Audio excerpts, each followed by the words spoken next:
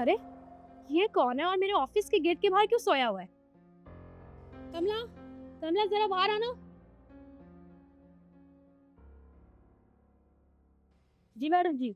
जी madam जी, छोड़ो और मुझे ये बताओ ये इंसान कौन है और मेरे ऑफिस के बाहर क्यों लेटा हुआ है? पता नहीं मैडम कौन है। अभी सफाई करके गई मैं, तब तो नहीं था, थोड़ी देर पहले का लेटा हुआ है यहाँ पर। मना किया लेकिन मेरी बात सुनता ही नहीं है, मैं क्या बोलूँ इसे? अरे मान नहीं रहा का क्या मतलब होता है? ये मेरा ऑफिस है और ये ऑफिस का मेन गेट है। यहाँ पे कितने लोग आते जाते हैं, क्या रेपुटेशन रह जाएगी मेरे ऑफिस की? इसको उठाओ फटाफट। जी।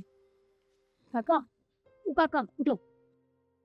ये काका उठो, तुम्हारा घर नहीं है ये, उठो। कौन है? और जाओ पानी लेकर आओ। जी। और मुझे काका, काका पानी पी लो, उठो। उठो पानी पी लो। हाँ हाँ पानी लाई हूँ मैं, उठो। लो वाटर लगाओ।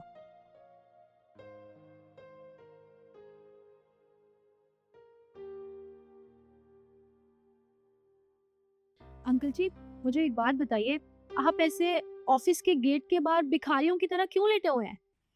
मैम साहब, मैं भी एक बदनसीब बाप हूँ। वो ऐसा बाप जिसके बहू बेटों ने धक्के मार कर बाहर निकाल दिया।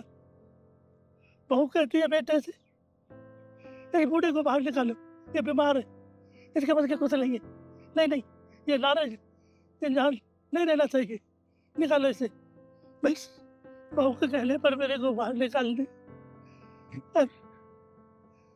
दर दर की ठोकर खाता डोल लो मैम साहब। ठीक दोपहर में मेरे को इतनी गर्मी, मेरे सिर में चक्कर आया, मुझे कुछ नहीं पता था। ये गहरी छाया देखकर आपके गेट पर मैं लेट गया। बस मैम साहब। उठो। जी उठिए।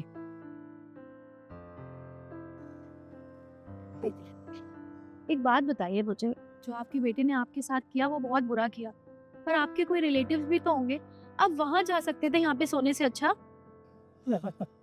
हाँ मैम साहब, जा तो सकता था, लेकिन बाप जो ठहरा, कौन बाप अपने बेटे की बेइज्जती सहेगा? कौन चाहेगा बेटे की बेइज्जती हो? बस मैं इसीलिए रिलेशन में, रिश्तेदारी में नहीं गया मैम साहब, ताकि मेरी बेटे की बेइज्जती ना हो।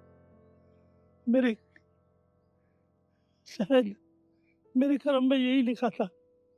कोई बात नहीं अंकल जी, जहाँ आप सो रहे हो ना ये मेरा ही ऑफिस है, आप अंदर चलिए, मैं आपके लिए कुछ खाने के लिए मंगाती हूँ, चलिए।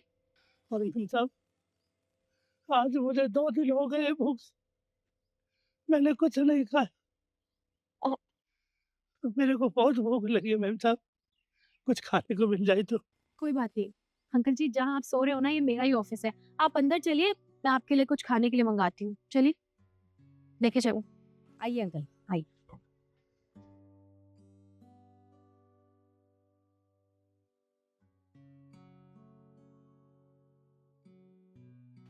वैसे काका, जो आपके बेटे ने आपके साथ किया है ना, उसके खिलाफ हम केस भी लड़ सकते हैं। क्या? वो कैसे? हाँ काका, हो सकता है, क्योंकि मैं एक वकील हूँ। आप चाहें तो आपके बेटे के खिलाफ मैं केस लड़ सकती हूँ। जो उसने आपके साथ किया है ना, उसकी सजा मैं उसे दिलवा के रहूंगी। तो मैम साहब ये तो बहुत अच्छा।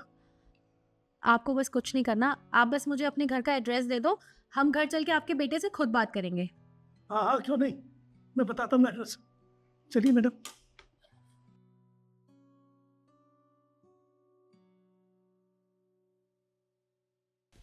जी हाँ, बताइए।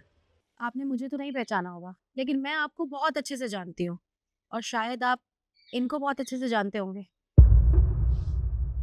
पापा, अरे मैंने आपको इस घर से निकाल दिया तो आप फिर वापस आ गए, और ये कौन है, किसे लेके आए हो साथ? अच्छा, मैं बताती हूँ ना मैं कौन हूँ।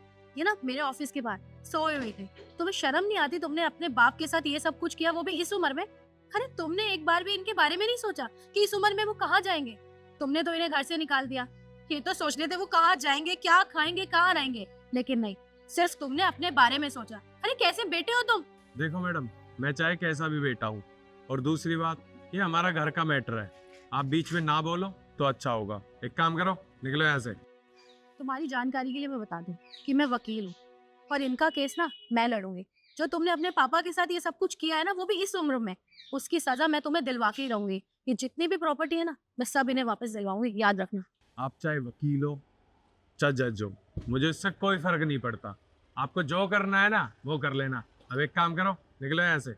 कोई बात नहीं, जस्ट वेट एंड वॉच। चलिए मेरे साथ।